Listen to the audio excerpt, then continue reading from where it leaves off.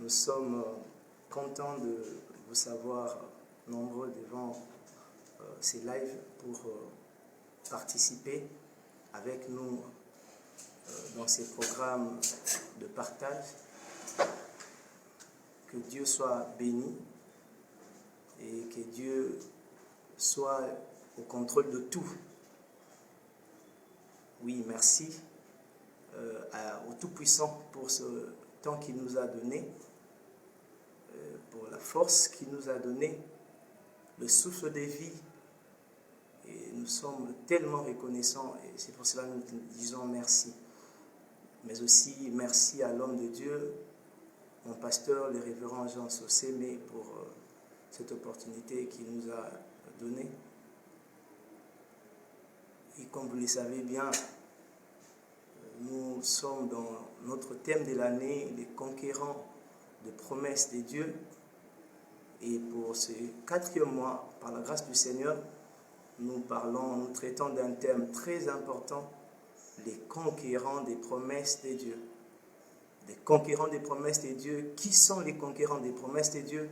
Les conquérants des promesses de Dieu sont des femmes, des hommes de foi, des hommes qui ont compris et des gens qui ont dans leur vie Dieu. Ils ont compris que Dieu existe et qu'il est le rémunérateur de tous ceux qui les cherchent. Ils ont cru à la parole de Dieu. Ils ont su faire confiance en Dieu. Ce sont là les hommes et les femmes de foi. Et leur fin, c'est notre témoignage d'aujourd'hui. Partout dans la Bible, il est écrit, nous les lisons et ça fortifie notre foi. Avant d'aller plus loin, j'aimerais que nous puissions incliner nos têtes et prier pour confier ces instants entre les mains du Seigneur. Père des grâces, nous te disons merci, merci parce que tu es Dieu, créateur du ciel et de la terre. Merci pour cette opportunité que tu nous as donnée. Merci Seigneur pour tes enfants qui nous suivent de partout. Nous nous confions entre tes saintes mains. Parle-nous, donne-nous un cœur pour recevoir, capter ta parole. Laisse que ces temps soient sous la conduite et sous la direction du Saint-Esprit. Au nom de notre Seigneur Jésus, nous avons ainsi prié. Amen. Amen. Oui, comme nous l'avions annoncé, nous traitons d'un thème très important pour ce mois d'avril, les conquérants des promesses des dieux. Nous avons dit les conquérants des promesses des dieux, ce sont des hommes, ce sont des femmes de foi, des hommes qui ont su marcher avec le Seigneur tout au long de leur vie. Et aujourd'hui, par la grâce du Seigneur, nous voulions parler d'un homme, un homme de foi, un homme qui a su garder la foi de sa jeunesse et malgré la captivité, cet homme de foi a su démontrer, a su garder sa foi. Et parlant de lui, nous voulons traiter de garder la foi même dans les périodes difficiles. Et nous allons parler de ces vaillants hommes qui est Daniel. Daniel que nous le savons tous, le prophète Daniel, un homme qui a marché avec le Seigneur, un homme qui est resté intègre devant Dieu, un homme qui a su montrer sa foi, garder sa foi, même dans les périodes les plus sombres de l'exil. Amen. J'aimerais nous inviter à lire les textes de Daniel 6. Nous lirons le 3e jusqu'au 5e verset, mais je nous conseille à la maison de parcourir les textes du chapitre 6 jusqu'à la fin pour mieux comprendre les contextes que nous évoquons ce soir. Je lis Daniel 6, le 3e jusqu'au 5e verset. Dans ma version, il est dit « Daniel surpassait les chefs et les satrapes parce que il y avait en lui un esprit supérieur et le roi pensait à l'établir sur tout le royaume. Alors les chefs et les satrapes cherchèrent une occasion d'accuser Daniel en ce qui concernait les affaires du royaume. Mais ils ne le purent trouver aucune occasion ni aucune chose à reprendre parce qu'il était fidèle et qu'on n'apercevait chez lui ni faute ni rien de mauvais. Et ces hommes dirent, nous ne trouverons aucune occasion contre ces Daniel. Si c'est ta Bible, tu peux souligner aucune occasion contre Daniel. À moins que nous n'en trouvions une dans la loi de son Dieu. Si aussi c'est ta Bible, tu peux marquer, souligner dans la loi de son Dieu. Amen. Oui, comme nous l'avions dit, nous parlons de Daniel. Daniel qui est un jeune homme qui a grandi dans la foi. Le contexte dans ces vies, ces textes bibliques, c'était un contexte de déportation. Daniel passe sa jeunesse en exil à Babylone, dans l'isolement, dans les manques de repères. Il était assujetti à un roi païen. C'est Daniel a su garder sa foi, même dans les périodes difficiles. Bien-aimés dans le Seigneur, ce soir, par la grâce du Seigneur, j'aimerais que tous nous ayons les regards vers le Seigneur. J'aimerais que tous nous ayons les regards fixés vers Dieu. Parce qu'il y aura des temps plus difficiles que celui dont on est en train de passer. La Bible même nous montre qu'il y aura des temps plus difficiles. Mais pendant les temps difficiles, toi et moi qui sommes chrétiens, toi et moi qui avons cru au Seigneur Jésus-Christ comme notre Seigneur et Sauveur, nous devrions garder la foi. Nous devrions garder la foi. Nous ne devrions pas abandonner. Nous ne devrions pas lâcher. Dieu nous a choisis, Dieu nous a appelés pour ne pas abandonner. Dieu t'a appelé pour ne pas t'arrêter en mi-chemin. Dieu t'a appelé pour persévérer jusqu'à la fin. Comme Daniel dans la persécution, comme Daniel dans la déportation, comme Daniel devant des moments difficiles. Bien-aimés, nous sommes sur la terre, comme dans Babylone, le monde ne nous fera pas de cadeaux. Ah oui. Le monde ne nous laissera pas tranquillement avancer.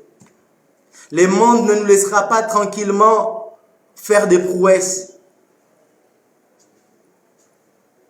Oh, nous devons comprendre, bien-aimés dans le Seigneur, que dans ce monde où nous sommes des étrangers. Dans ce monde où nous sommes, nous devrions marquer nos empreintes. Dans ce monde où nous sommes, nous devrions marcher avec le Seigneur. Mais marcher avec le Seigneur exige la foi. Marcher avec le Seigneur exige une totale confiance en Dieu. Marcher avec le Seigneur exige une confiance aveugle à Dieu. Dans ces temps difficiles, dans ces temps où le monde est en train de vaciller, dans ces temps où le monde est en train de poser 1001 questions, laissez-moi vous dire, bien-aimés dans le Seigneur, nous avons besoin de garder la foi. Garder la foi. Daniel à Babylone, loin de sien, loin de son peuple, loin de sa culture, loin des autorités de son pays, loin même de son Dieu, loin même de sa religion. Mais Daniel a su garder la foi.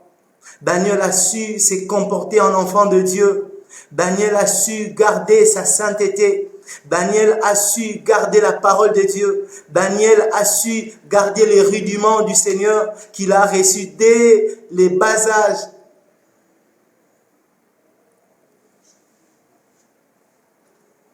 Daniel n'était pas un simple homme. À Babylone, Daniel remplissait de hautes fonctions d'homme d'État auprès de plusieurs puissants monarques. Il a travaillé avec Nabuchodonosor, il a travaillé avec Belchassar, il a travaillé avec Darius.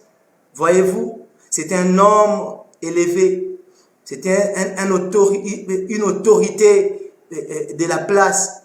Mais malgré les hautes fonctions qu'il occupait, c'est Daniel a su maintenir sa communion avec Dieu. Daniel a su garder la place de Dieu dans sa vie. Daniel a su garder une communion étroite avec son Dieu, au point de devenir le confident de Dieu. Daniel est devenu le bien-aimé de Dieu. Bien-aimé de Dieu. Comme Abraham, notre père de la foi, un bien-aimé de Dieu. Parce qu'il entretenait son intimité avec Dieu. Dans les temps difficiles, dans les périodes les plus sombres de ta vie, je te conseille, entretiens des bonnes relations avec Dieu. Entretiens une forte intimité avec Dieu. Daniel a su garder l'intimité avec Dieu. Malgré les fonctions qu'il occupait, il avait toujours un temps pour Dieu. Il avait toujours un temps pour Dieu. Daniel était un homme de prière. Daniel était un fervent intercesseur. Il n'avait pas regardé ses hautes fonctions. Il n'avait pas regardé tout ce qu'il avait, tout ce qu'il faisait, la place qu'il occupait, son intelligence, sa sagesse, sa beauté, son physique. Non, pour lui, c'était Dieu qui était au centre de tout. J'aimerais te dire, pendant les temps difficiles, ta foi va se démontrer par la qualité de la vie que tu vas mener avec ton Dieu. Alléluia. La qualité de la vie que tu vas mener avec ton Dieu, ta communion avec Dieu. Entretiens-tu des temps de qualité avec ton Dieu? Entretiens-tu des moments d'intimité face à face avec ton Dieu? Parce que c'était ça la vie de Daniel, c'était ça la culture de Daniel. Oui, on pouvait l'exporter dans un autre pays, il a changé des cadres, mais Daniel n'a pas changé de Dieu. Il a changé la circonscription, mais il n'a pas changé de Dieu. Daniel est resté attaché à son Dieu. C'était ça son secret. Les dieux d'Israël, malgré qu'il était à Babylone, mais il a gardé son Dieu. Il a gardé la sainteté. Il a gardé la vie de prière. Il a gardé les préceptes de Dieu. Ce soir, j'aimerais t'interpeller, peuple de Dieu. J'aimerais nous interpeller, nous inviter à garder notre intimité avec Dieu. Cela démontrera notre qualité de foi.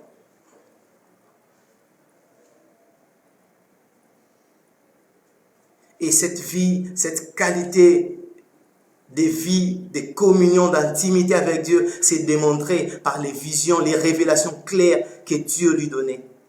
Vu qu'il était son confident, vu qu'il était son ami, son bien-aimé, Dieu lui révélait tout. À Abraham, Dieu avait dit, est-ce que je peux cacher quelque chose à Abraham, mon ami, mon confident? Bien-aimé, quand tu es confident de Dieu, même si les temps sont difficiles, Dieu vient te les révéler. Dieu vient te montrer sa vraie face. Dieu vient te montrer ses pensées. Comment est-ce qu'il pense de la situation? Alléluia. Comment est-ce que tu vois la chose? La manière des hommes de voir les choses diffère de la manière de Dieu. Dieu voit les choses différemment. Et Daniel voyait des choses différemment. C'est ce qui a fait que Daniel puisse être au-dessus du lot.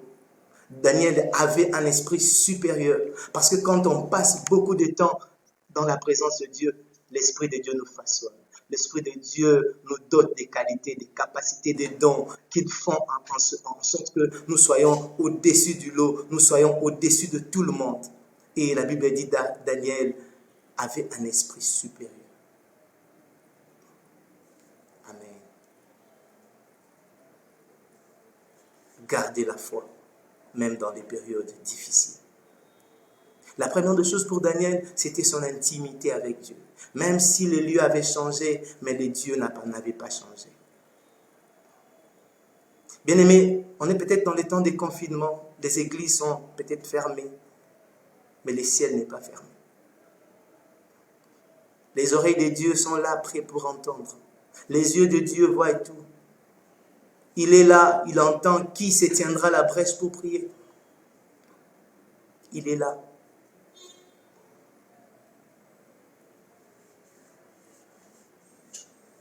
Et ça a changé ma façon de voir les choses quand j'étais en train de méditer, voir la vie de Daniel, comment est-ce que Daniel interprétait les songes, les visions qu'il avait. J'ai compris que c'est Daniel était vraiment dans l'intimité avec Dieu. Et Dieu ne pouvait rien lui cacher. Tout était à découvert devant lui.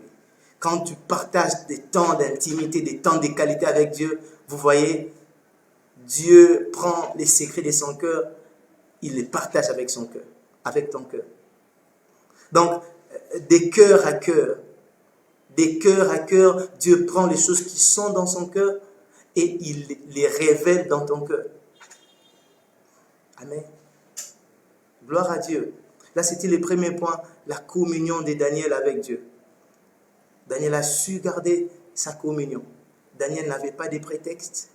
Ses hautes fonctions n'ont pas diminué son amour pour Dieu. Daniel passait des temps de qualité avec Dieu. Daniel craignait Dieu. Et c'était ça, sa vie. Et la deuxième des choses, dans la tentation, dans les épreuves qui s'est présentées devant la vie de Daniel, comme nous venons de les lire, il y a eu des gens qui se sont montés et ligués pour oppresser Daniel.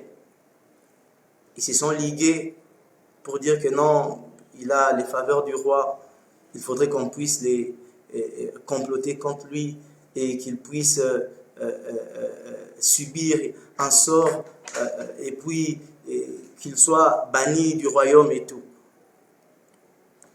Mais en lisant la parole du Seigneur, c'est Daniel n'était pas n'importe qui.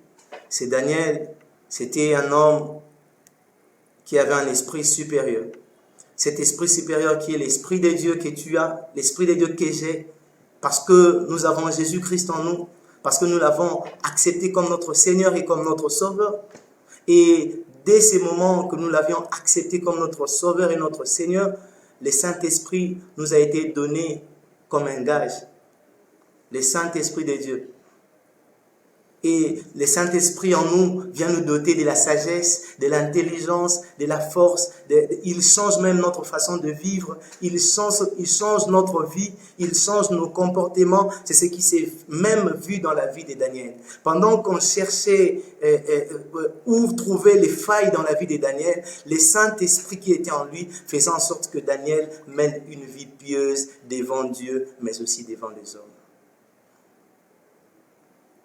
Il était haut gradé, mais on n'a pas trouvé ni des malversations, ni des délits dans ses fonctions politiques qu'il occupait.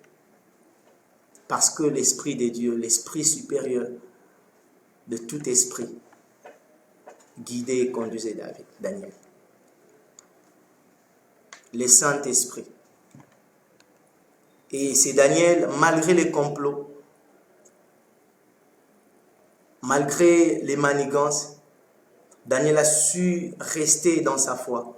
Parce que quand je lis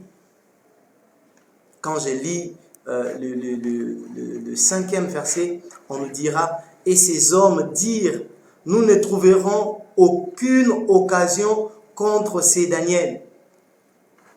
Aucune occasion contre ces Daniel. Bien-aimé dans le Seigneur, Daniel n'a pas donné l'occasion à l'ennemi. Daniel, dans sa marche, dans sa vie, il n'a pas donné l'occasion. Bien-aimés dans le Seigneur, ne donnons pas accès au diable, ne donnons pas accès à l'ennemi. Des fois, nous sommes faibles, des fois, nous sommes atteignables, des fois, nous sommes réversibles parce que nous laissons l'accès au diable. Nous touchons aux interdits. Nous faisons des choses pas bien. Mais Daniel est resté intègre. Daniel est resté dans la voie du Seigneur. Daniel a su garder l'intégrité. Et ces hommes pouvaient dire, nous ne trouverons rien. Est-ce qu'aujourd'hui dans ta vie, si on pouvait te poser une question, est-ce que dans ta vie, on peut dire aussi cette phrase, on peut citer aussi cette phrase, que dans ta vie, on ne peut rien trouver de mal, rien trouver de mauvais. Parce que Daniel n'a pas donné d'occasion. Et il s'est dit, à moins que nous n'entrevions une dans la loi de son Dieu. Dans la loi de son Dieu. Parce qu'il savait, Daniel, la loi de Dieu était ancrée dans la vie de Daniel. Dès ses premiers jours dans les terres des Babylonies, Daniel vivait sa foi. Daniel vivait la loi de Dieu. La loi de Dieu était ancrée dans son cœur. Et il s'est dit, allons là-bas. Nous allons les pousser à pécher. Nous allons les pousser à désobéir aux lois de son Dieu. Voyez-vous, l'ennemi est très rusé. Il est tellement rusé. Premièrement, Il a cherché de voies et moyens pour voir dans la corruption, dans les malversations financières, dans les délits. Et dans tout cela, Daniel n'y était pas. Il s'est dit, bon, comme là-bas il n'y est pas, maintenant revoyons sa foi, revoyons la loi de Dieu. Comment est-ce qu'il vit la loi de Dieu dans sa vie? Comment est-ce qu'il vit la loi de Dieu dans sa vie? Bien-aimés, laissez-moi vous dire, l'ennemi sait que notre rapport avec Dieu, c'est ce qui est le plus important. Et quand on est en collision avec Dieu, quand on est en symbiose avec Dieu, laissez-moi vous dire, le diable n'est pas content. Il sait qu'il ne peut rien faire parce que nous sommes en communion parfaite avec Dieu. Et pour troubler la vie de Daniel, pour trouver des pièges dans la vie de Daniel, qu'est-ce qu'il fait? Il cherche dans la loi de Dieu. Il trouve quelque chose qui est de contraire, quelque chose qui va à l'encontre de la loi de Dieu, afin que quand Daniel désobéira directement, parce qu'il savait que Daniel va obéir, il ne va pas respecter les lois étrangères.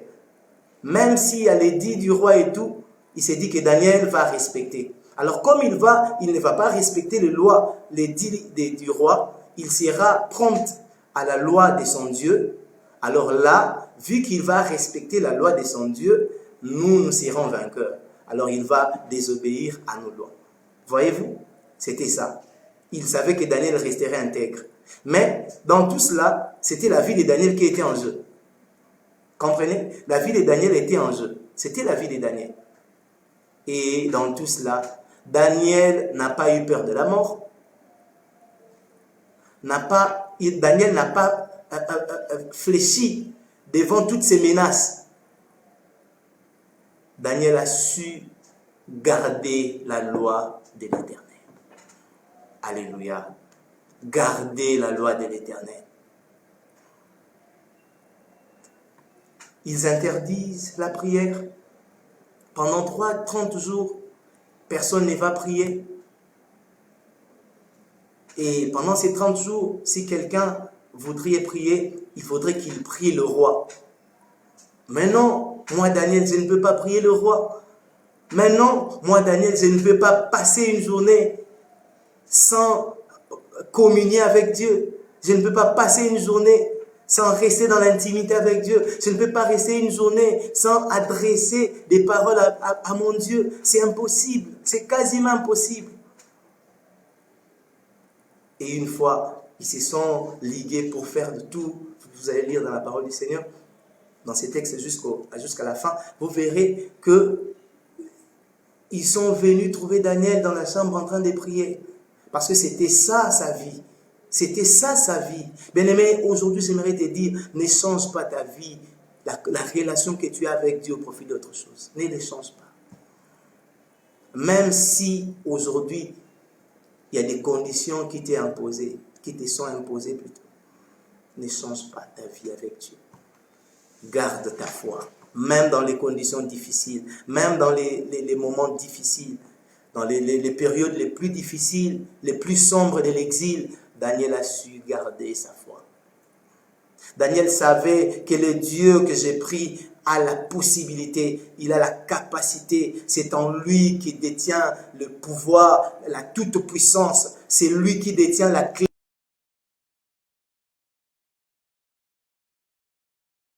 Quand il dit quelque chose, personne ne peut s'opposer à sa décision. Et Daniel savait que c'est en ce Dieu que j'ai mis ma confiance, c'est en ce Dieu que je crois. Et même si aujourd'hui je continue de prier, même si le roi ordonnait que je puisse mourir, même si le roi ordonnait, comme dans ces textes, il venait de nous dire, le roi a ordonné que Daniel soit jeté dans la fosse aux lions. Ce jour-là, les lions qui mangeaient, les lions qui étaient affamés, ces lions ont su comprendre qu'il y avait les lions de la tribu de Juda. Bien-aimé, tu peux comprendre Dieu comme étant un lion de la tribu de Juda quand tu te mets à garder la foi.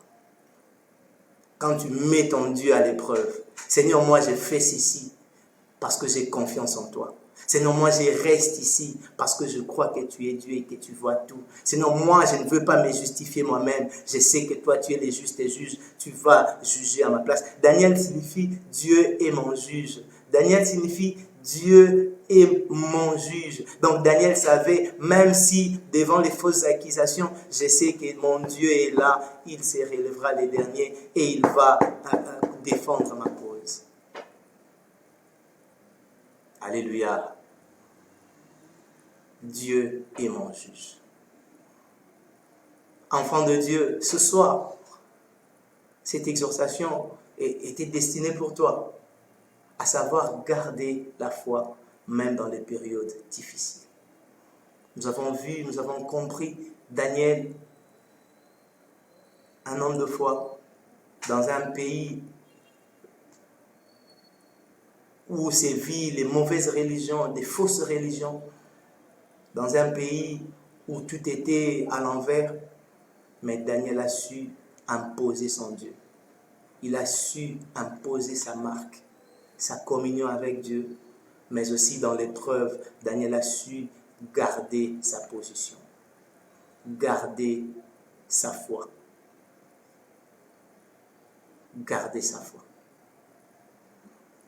Ils ont cherché à trouver une raison dans sa façon d'obéir à la loi de Dieu. Daniel n'a pas désobéi à la loi de Dieu. Daniel est resté intègre à la loi de Dieu. Et il n'a pas cessé de prier. Bien-aimé, ne cesse pas de prier. Même dans les moments difficiles, ne cesse pas de prier. Même si ça ne va pas, ne cesse pas de prier. Même si tu continues à prier, pendant que tu pries, tu ne vois pas de réaction, tu ne vois pas de résultats, je t'exhorte ce soir, continue de prier. La prière paye toujours. La prière finit toujours par récompenser. Je ne sais pas quel est ce travail qui récompense plus que la prière. Même la prière des 10 ans passés, ces prières sont à jour devant Dieu. Mais il les répond en son temps et selon sa volonté. Amen. Gardez la foi, même dans les périodes difficiles. Je suis arrivé à la fin de mon message de ce soir. J'aimerais, pendant ces temps de confinement, nous exhorter, membres de la CMTC, mais aussi toute personne, toute communauté branchée dans notre chaîne YouTube ou encore notre chaîne Facebook, à garder la foi. Garder la foi. Nous sommes ici sur la terre, mais nous ne sommes pas de ce monde. Gardons la foi. Ne perdons pas la foi. Même si les temps sont fâcheux, même si tout ne marche pas, même s'il y a Covid-19, gardons la foi. Parce que la parole de Dieu dit, les justes vivra par sa foi. Amen. Amen. Oui, j'aimerais prier avec vous, inclinons notre tête dans la prière. Père de grâce, nous te disons merci. Merci pour ce temps de qualité que nous venons de passer avec toi. Merci pour cette bonne parole que tu viens de nous adresser. Tu veux que nous puissions garder la foi. Oui, cet homme de foi, Daniel, qui s'inscrit dans la liste de ces hommes de foi qui ont marché avec toi, qui ont persévéré avec toi, qui ont cru en ta parole. Nous voulons aussi, éternel Dieu, même dans les temps difficiles, croire en toi. Même dans les temps difficiles, tisser notre communion avec toi, rester en communion avec toi, même dans les temps des oppressions, même dans les temps les plus compliqués de notre vie, devant les fausses accusations, que nous puissions garder notre tête plus haute, garder, éternel Dieu, notre position et ne pas cesser de prier. Merci Seigneur de nous donner la force. Nous recommandons Seigneur cette soirée entre tes saintes mains. Garde-nous, protège-nous au nom de Jésus. Nous avons ainsi prié.